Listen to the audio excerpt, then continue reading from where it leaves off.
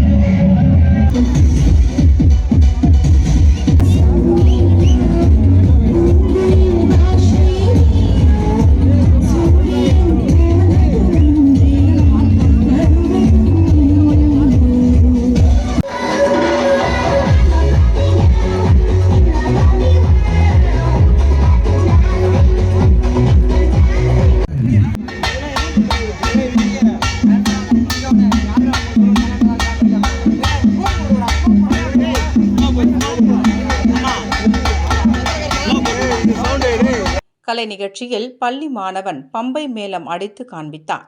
இந்நிகழ்ச்சியில் வட்டார கல்வி அலுவலர் ராஜா, முன்னாள் TNPSC குழு உறுப்பினர் திலகவதி, பள்ளி தலைமை ஆசிரியர் பிரபாவதி, இடைநிலை ஆசிரியர் தரணி மற்றும் ஊராட்சி மன்ற தலைவர் விஸ்வநாதன், ஒன்றிய குழு உறுப்பினர் ரோஜா மனோகரன், முன்னாள் மாணவர்கள், முன்னாள் ஆசிரியர்கள், பெற்றோர்கள் மற்றும் ஊர் பொதுமக்கள் என அனைவரும் கலந்து கொண்டு மாணவர்களின் கலை நிகழ்ச்சிகளையும் மாணவர்களின் பல்வேறு திறமைகளையும் பார்த்து ரசித்தனர்.